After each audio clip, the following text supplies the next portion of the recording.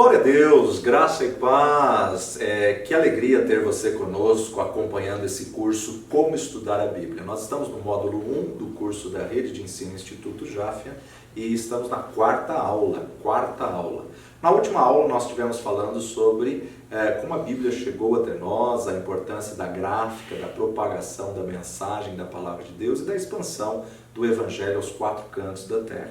E falamos também acerca de alguns tópicos muito importantes de nós entendermos na verdade da Palavra de Deus. O primeiro deles, por exemplo, a diversidade de escritores. A condição de cada escritor, a formação de cada escritor, porque a Bíblia é divinamente inspirada por Deus, mas escrita por homens. E uma média de 40 escritores que foram inspirados por Deus para compor os 66 livros da Bíblia. Cada um desses escritores tinha uma formação, exercia um ofício diferente, e nós podemos saber que, além desse ofício, eles estavam em condições ambientais diferentes. Ora numa nação, ora em outra nação, ora presos, ora em liberdade, ora eles estavam fugindo e ora eles estavam em vitória, em alegria, em conquista. Então vários são os focos que nós temos que levar em consideração ao lermos o texto, sabendo quando essa pessoa escreveu, por que ela escreveu, a quem ela escreveu e quais as condições que ela tinha ou que ela estava vivendo quando ela escreveu. Também falamos na nossa última aula acerca do tema principal da Bíblia ser Jesus Cristo. Em todo o Antigo Testamento profetiza a sua vinda à terra. O Antigo Testamento, numa única sentença, poderia ser Jesus virá. Já os quatro evangelhos nos relatam a sua chegada, ele veio. E depois nós temos as cartas do Novo Testamento, junto com o livro histórico, nos preparando para a sua segunda vinda, ou seja, Jesus voltará. Mas o livro da Revelação, o livro do Apocalipse, tem como tema Jesus reinará eternamente. Todo domínio foi devolvido ao nosso Senhor, ao nosso Cristo. E há muita coisa para a gente estudar na Palavra de Deus. Fique conosco, continue firmado nesse curso, não desista, vai, persevera, insista em aprender a verdade da Palavra de Deus. Vamos continuar o nosso ensino, aprendendo hoje que a Bíblia é o alimento para o nosso crescimento. Muitos autores da Palavra de Deus falam sobre isso. Segundo Pedro, capítulo 3, versículo 18, segunda epístola de Pedro, capítulo 3, versículo 18, nos diz: antes que crescei na graça e conhecimento de nosso Senhor e Salvador Jesus Cristo. A Ele seja dada a glória, assim agora como no dia da eternidade. Amém. O próprio apóstolo Pedro nos desafia a crescermos na graça e no conhecimento de nosso Senhor Jesus Cristo. A Bíblia é o instrumento que o Espírito Santo de Deus usa nas nossas vidas. Efésios capítulo 5, versículo 17 e 18. Pelo que não sejais insensatos, mas entendei qual seja a vontade do Senhor, e não vos embriagueis com vinho em que há contenda, mas enchei-vos do Espírito. Falando entre vós com salmos e hinos e cânticos espirituais, cantando e salmodiando ao Senhor no vosso coração. A verdade da palavra de Deus. Inúmeras pessoas sabem quem é Jesus. Inúmeras pessoas creem que Jesus veio a esse mundo, que Jesus fez milagres. São pessoas que creem até em sua ressurreição e em sua ascensão aos céus, mas não creem na Bíblia. Isso é um terrível problema. Ou seja, tais pessoas precisam saber que a posição de Jesus, segundo a palavra de Deus, ele sempre testificou dessa verdade, ele sempre defendeu essa verdade, ele sempre propagou essa verdade e nos desafiou a anunciarmos essa verdade. Então vamos ver algumas declarações do que Jesus falou acerca da própria palavra de Deus. Em primeiro lugar, Jesus tinha hábito, tinha costume de ler a palavra de Deus. Isso foi registrado no Evangelho de Lucas, Lucas capítulo 4, versículo 16. Observa comigo Lucas 4, de 16 a 20. E chegando a Nazaré, onde fora criado, entrou num dia de sábado, segundo o seu costume, na sinagoga, e levantou-se para ler. E foi-lhe dado o livro do profeta Isaías, e quando abriu o livro, achou o lugar em que estava escrito: O Espírito do Senhor é sobre mim, pois que me ungiu para evangelizar os pobres, enviou-me a curar os quebrantados de coração, a apregoar liberdade aos cativos, a dar vista aos cegos, a pôr em liberdade os oprimidos, a anunciar o ano aceitável do Senhor. E cerrando o livro e tornando a dá-lo ao ministro, assentou-se. E os olhos de todos na sinagoga estavam fitos nele. Então começou a dizer-lhes: hoje se cumpriu esta escritura em vossos ouvidos. E todos lhe davam testemunho e se maravilhavam das palavras de graça que saíam da sua boca e diziam: não é este o filho de José? Então você observa que Jesus tinha por hábito frequentar a sinagoga e, além de frequentar a sinagoga, ler a palavra de Deus, ler a Bíblia. Ele não só leu a palavra de Deus, como ele também ensinou a Bíblia. Evangelho de Lucas, capítulo 24, versículo 27. E começando por Moisés e por todos os profetas, explicava-lhes o que dele se achava em todas as Escrituras. Jesus sentou com seus discípulos, começando por Moisés, ou seja, Torá. Ele passou pelos profetas, Neviim, e por toda a Escritura, Ketuvim, ou seja, pegando todo o Tanakh, pegando todo o Antigo Testamento, Jesus começou a explicar livro por livro aos seus discípulos o que falava acerca dele, porque em todo o Antigo Testamento Jesus era um mistério oculto, um mistério escondido. Ele foi revelado a nós através do nascimento no Novo Testamento, em Mateus. E a partir de então que nós temos o conhecimento da verdade. Agora, quando Jesus estava nessa terra, ele sentou com seus discípulos e lhe deu uma aula de todo o Antigo Testamento, de todo o Tanakh, seja Torá, Neviim e Ketuvim, o que cada livro falava acerca dele. O próprio Jesus chamou a Bíblia de a Palavra de Deus. Evangelho de Marcos, capítulo 7, versículo 13. Evangelho de Marcos, capítulo 7, versículo 13. Invalidando assim a Palavra de Deus pela vossa tradição, que vós ordenastes, e muitas coisas fazeis semelhantes a essa. Jesus não só lia, ensinava, chamou a Bíblia de a Palavra de Deus, como ele também cumpriu a Bíblia. Evangelho de Lucas, capítulo 24, versículo 44, nos disse: e disse-lhes: são estas as palavras que vos disse, estando ainda convosco. Convinha que se cumprisse tudo o que de mim estava escrito na lei de Moisés, e nos profetas, e nos salmos. Então, convinha que se cumprisse tudo, seja na lei, nos salmos e nos profetas. Ou seja, Tanakh, as 3 divisões que nós já vimos em uma das nossas aulas passadas. Jesus mesmo afirmou que as Escrituras são a verdade. Olha as palavras de Jesus no Evangelho de João, capítulo 17, versículo 17. Santifica-os na verdade, a tua palavra é a verdade. O próprio Jesus atesta que a palavra de Deus é a verdade. Ele viveu e ele procedeu de acordo com a palavra. Evangelho de Lucas, capítulo 18, versículo 31, nos diz: e tomando consigo os 12, disse-lhes: eis que subimos a Jerusalém, e se cumprirá no Filho do Homem tudo o que pelos profetas foi escrito. Se cumprirá no Filho do Homem tudo o que pelos profetas foi escrito.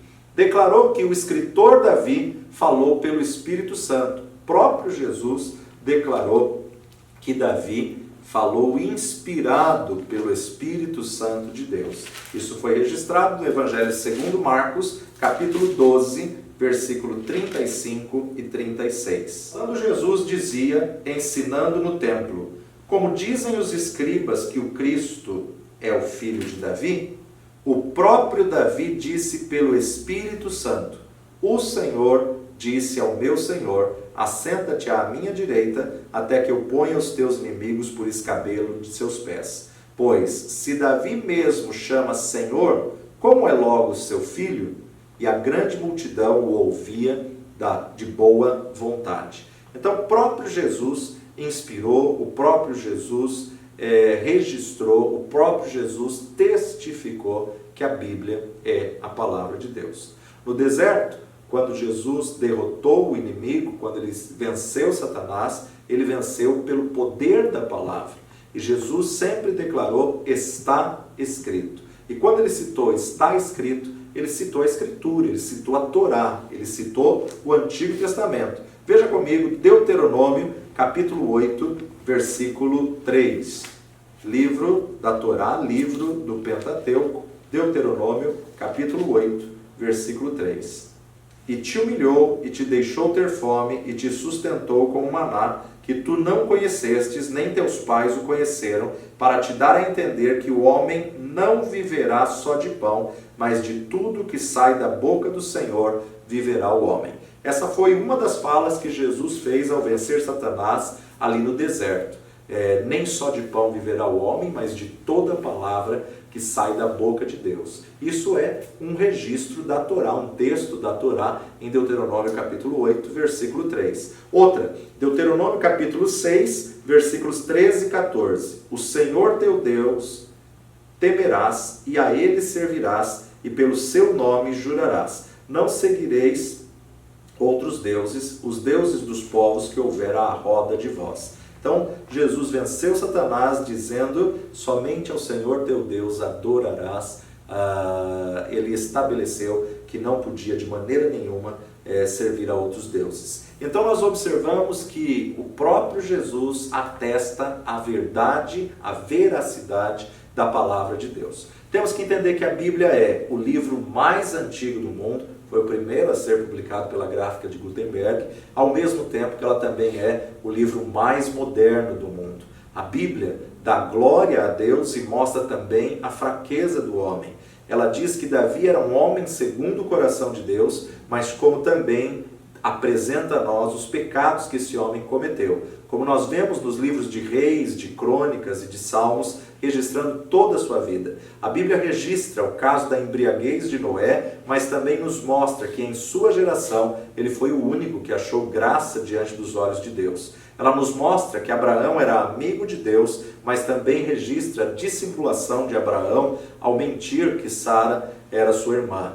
No caso de Ló, ela nos mostra a idolatria e a luxúria que este homem vivia ali em Sodoma e Gomorra, diante da situação da cidade que foi rejeitada por Deus. Da mesma forma, nos mostra a luxúria que Salomão viveu entre os seus palácios, as suas conquistas. Esses e outros exemplos não existem para que o imitemos, mas sim para a nossa admoestação e para provar a imparcialidade da Bíblia. Ou seja, Deus nunca escondeu o erro dos homens que foram inspirados por Deus para escrever. Deus nunca omitiu o erro para que nós pudéssemos saber que são homens como nós, mas que desfrutaram da graça de Deus, que puderam desfrutar do benefício da salvação através da graça que só Deus pode nos dar, só Deus pode fazer através de nós. Precisamos observar alguns princípios da hermenêutica. Vamos voltar e falar um pouquinho da hermenêutica. A hermenêutica deriva do termo grego hermeneutike, que por sua vez deriva do verbo hermeneuo. Hermeneuo significando a arte de interpretar os livros sagrados e os textos antigos. A arte de interpretar os livros sagrados e os textos antigos. Hermenevein significa interpretação ou arte de interpretar. E a hermenêutica é a teoria da interpretação de sinais e símbolos de uma cultura e da arte de interpretar leis. Segundo registra a história, Platão, o famoso filósofo da Grécia Antiga, ele foi o primeiro a empregar a palavra hermenêutica como um termo técnico. Desde aí, a palavra sugere a arte de interpretar escritos antigos e atuais, sejam de ordem espiritual ou de ciências ou do direito. A arte de interpretar fatos da história, da profecia, da poesia e das leis, a interpretação e compreensão da palavra de Deus. Não precisamos ficar atentos, tentando entender o que pensavam os escritores ou os personagens. Nós temos que entender a mente divina quanto ao propósito e a mensagem do livro em questão. Quanto àquele que prega, que ensina, o que ministra, não basta apenas que creia na verdade da palavra de Deus, mas que coloque essa verdade em prática na sua vida, sabendo que a sua vida é a sua maior mensagem. Ou seja, as tuas atitudes falam mais alto do que as tuas palavras. Com isso, você defende ela de alta crítica dos ataques das seitas heréticas. Você tem que saber que você é a maior mensagem daquilo que você prega. Sempre é necessário provar aquilo que se ensina. Você sempre tem que provar no texto da palavra de Deus. Por mais que você conheça o texto bíblico, por mais que você confie no professor, no pastor, no preletor, abra sua Bíblia e confira em sua Bíblia o que está sendo pregado. Isso é um cuidado que todos nós devemos ter, porque o homem é falho, o homem comete erros, mas a palavra de Deus não. Por isso que pode passar os céus e a terra, mas a palavra de Deus jamais passará. Medita comigo em Apocalipse, capítulo 3, livro da Revelação, livro do Apocalipse, capítulo 3, versículo 20, por exemplo. Quando nós observamos esse texto, eis que estou à porta e bato, se alguém ouvir a minha voz e abrir a porta, entrarei em sua casa e com ele cearei e ele comigo. Esse é um texto que tem sido muito usado como apelo ao pecador. Só que se nós olharmos todo o contexto, esse texto não foi escrito, não foi dito para o pecador. Esse texto foi dito para a igreja. Esse texto faz parte da 7ª carta à igreja de Laodiceia, que Jesus disse. E aí então, a interpretação do texto se torna muito mais abrangente. Porque se o próprio Jesus, que é o cabeça da igreja, que é o dono da igreja, está à porta e bate, é porque, na verdade, a igreja deixou Jesus para o lado de fora da porta. Então, se o texto está sendo colocado como um texto de apelo ao pecador, isso é um tipo de estrutura. Mas aqui não. Aqui o texto ele é exatamente a carta à igreja de Laodiceia. Então, não é um texto para apelo ao pecador, mas é um texto para a igreja. Por isso, nós precisamos saber para quem é o que foi escrito, em que época que estava, como foi escrito, quem escreveu e a quem foi endereçado. Aqui nesse caso, foi endereçado à igreja de Laodiceia. Então esse tema vai ser melhor abordado em uma das nossas aulas, quando nós falarmos sobre métodos de estudo. Dentro dessa nossa matéria, como estudar a Bíblia, nós vamos apresentar alguns métodos diferentes de estudo para que você possa ter uma variedade de poder explorar a riqueza do texto bíblico.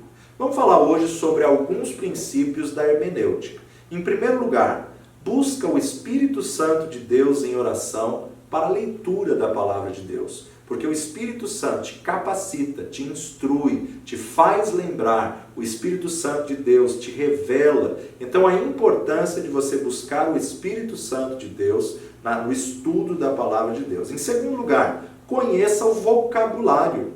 Entendemos que nem todo vocabulário, nem todo termo usado em textos bíblicos é comum, nós usamos hoje de uma forma corriqueira. Então, muitos textos que você não entende o que significa aquela palavra, pega um dicionário, estude. É importante você saber, porque assim também como você não sabe, muitos dos teus ouvintes também não conhecem e muitas vezes vão te questionar exatamente naquilo que você também não sabe.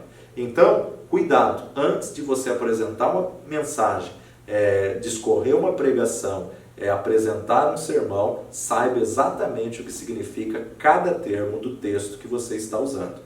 Terceiro lugar, analise o contexto histórico. E esse contexto, muitas vezes, você vai ter que ler o capítulo todo, ou às vezes até o livro inteiro, para saber em que contexto que aquele texto foi escrito. Conheça um pouco da cultura bíblica, conheça um pouco da cultura em que aquilo foi escrito. Você não necessita ter profundos conhecimentos culturais, mas você precisa ter uma base cultural, por que aquilo foi falado, por que aquilo foi escrito. Em quinto lugar, exemplos bíblicos apenas têm autoridade quando são sustentados por uma doutrina bíblica.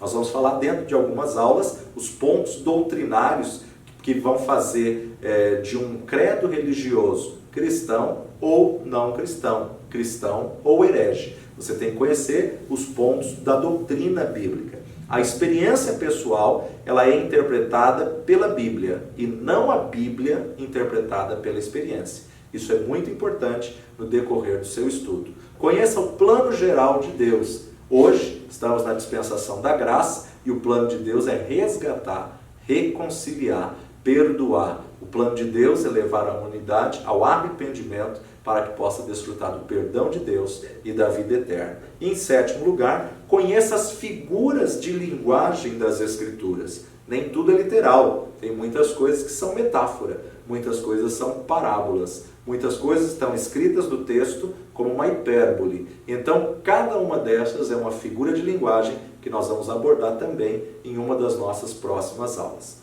Devemos tomar o cuidado com as interpretações de certos textos que são determinadas verdades da palavra de Deus, mas não como literal. Acompanha comigo Evangelho de Lucas, capítulo 10, Evangelho de Lucas, capítulo 10, de 1 a 7. A missão dos 70 discípulos. E depois disso, designou o Senhor ainda outros 70 e mandou-os adiante da sua face, de 2 em 2, a todas as cidades e lugares aonde ele havia de ir.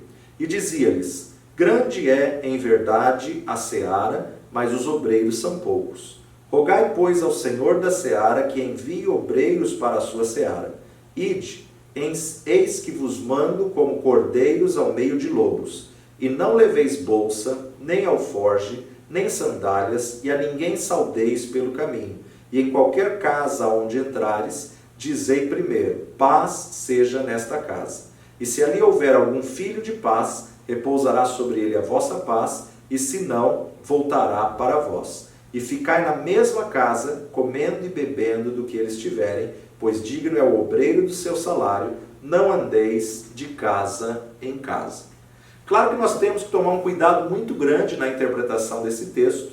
Era uma ocorrência de um projeto de evangelismo de 70 pessoas que Jesus comissionou e enviou para um trabalho evangelístico de casa em casa. Porém, esse texto não é margem, não é base, não é doutrina para aquele que está sendo enviado para o campo missionário. Como assim? Nós não podemos achar que aquele que está indo embora para um campo missionário não pode levar bolsa, não pode levar sandálias, não pode levar mais que uma peça de roupa e não pode saudar as pessoas no caminho. Isso, na verdade, era um contexto cultural ali naquela realidade. Então, sempre que você for interpretar um texto, é necessário você fazer a interpretação. O primeiro ponto, o contexto imediato, ou seja, aquele capítulo, a passagem completa, aquele contexto do que está acontecendo. Em segundo lugar, analisa o contexto próximo. Não foi um envio permanente para o campo missionário, foi uma visita missionária, um projeto missionário. Então, você tem que analisar o contexto próximo. O contexto próximo muitas vezes é encontrado no livro do texto em que ele se encontra, ou muitas vezes na divisão dos 4 evangelhos, aqui no caso, por exemplo, mas nesse caso você pode ler só o texto do livro. E por fim, o contexto geral. O que Deus quis dizer a nível de mensagem de Deus para nós em cima desse texto. Então, a importância de você observar as formas de interpretação. É necessário conhecer um pouco do pano de fundo da passagem. Um bom exemplo é nós observarmos Filipenses, capítulo 4, versículo 13. O texto nos diz: posso todas as coisas naquele que me fortalece. Se pegarmos esse texto fora do contexto, vamos achar que o texto está nos dando margem para dizer que podemos tudo aquilo que nós queremos. E não é bem isso que Paulo está querendo dizer. Então, na verdade, você vai precisar analisar o texto como um todo. Quando nós observamos, desde o versículo 10, Paulo agradece aos filipenses os dons, a oferta recebida e as saudações finais. Ora, Muito me regozijei no Senhor por finalmente reviver a vossa lembrança de mim, pois já vos tinhas lembrado, mas não tinhas tido oportunidade. Verso 11. Não digo isso como por necessidade, porque já aprendi a contentar-me com o que tenho. Sei estar abatido e sei também ter em abundância. Em toda maneira e em todas as coisas estou instruído, tanto a ter fartura como a ter fome, tanto a ter abundância como a padecer necessidade. Posso todas as coisas naquele que me fortalece. Quando lemos todo o contexto, entendemos que Paulo estava dizendo: eu posso passar por todas as coisas, porque em todas as coisas sei quem me fortalece. Então é como se Paulo estivesse dizendo: eu posso passar por bonança, mas eu posso passar por escassez. Eu posso passar por fartura, mas eu posso passar também por falta. Então você observa que ele aprendeu a passar momentos de necessidade, ele aprendeu a passar por todas as coisas, porque em todas as coisas ele sabia quem é que o fortalece. Então a importância de você se preocupar com a análise e a interpretação do texto como um todo. Falando sobre interpretação dos textos bíblicos, nós temos que nos lembrar da segunda regra da hermenêutica que já vimos em uma das nossas aulas. A segunda regra é: você precisa compreender gramaticalmente o texto.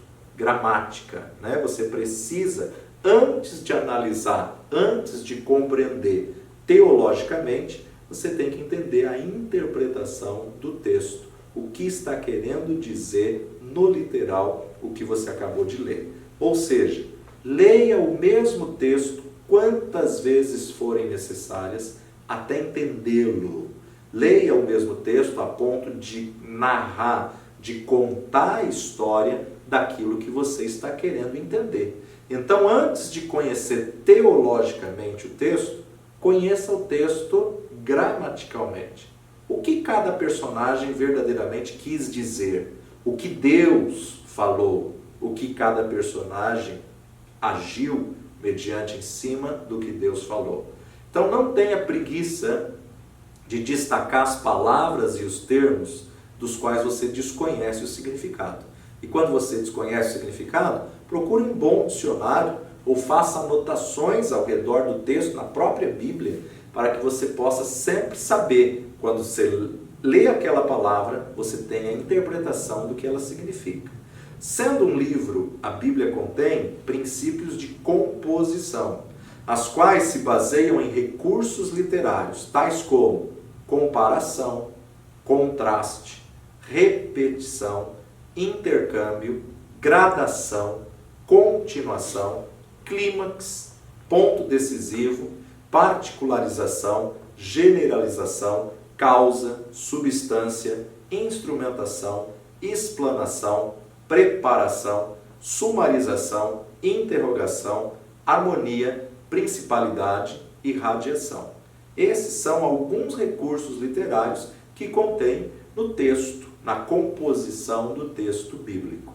A erudição e a beleza do texto sagrado são evidências através das figuras de linguagem, como, por exemplo, metáfora, metonímia, sinédoque, hipérbole, ironia, prosopopeia, antropomorfismo, enigma, alegoria, símbolos, tipos e parábolas.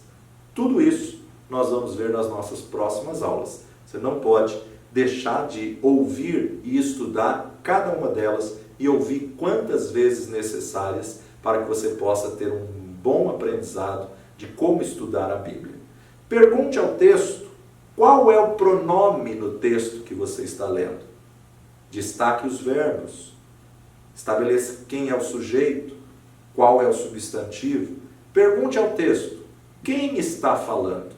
Ah, mas a Bíblia não é a palavra de Deus? Sim, inspirada por Deus, mas ali tem palavras do homem, palavras de Satanás, que nós temos que destacar. Ela foi inspirada por Deus e escrita por homens. Mas em cada texto você tem que sempre perguntar ao próprio texto. Lembre-se das regras da hermenêutica, a Bíblia por si mesma se explica. Então pergunte ao texto, quem está falando? Segundo lugar, pergunte ao texto, a quem está falando. Essa profecia é ao reino do norte? É ao reino do sul? É a um rei? Ou essa profecia é ao povo de Israel? Ou é a nós? Então pergunta a quem o texto está falando. Em terceiro lugar, o que está falando? Então primeiro, quem está falando. Segundo lugar, a quem está falando. Em terceiro lugar, o que está falando. Em quarto lugar, qual a aplicação prática disso na minha vida? Qual a aplicação prática? Porque todo sermão tem que encerrar com uma aplicação prática na vida da pessoa. Não é uma aula de história, é um sermão. Sermão é ser direção, dar uma direção para alguém. Então todo sermão tem que encerrar com a aplicação prática na vida da pessoa nos dias de hoje. Toda mensagem e estudo tem que ter um começo, um meio e um fim. Muitas pregações, infelizmente, não estão cumprindo essa necessidade de estrutura. O auditório, o teu ouvinte, ele precisa saber da onde você saiu e aonde você quer chegar. Todo o conhecimento tem que ser enquadrado em qual propósito dessa mensagem. Para desenvolver esse começo, você terá muitas vezes que apresentar um panorama histórico.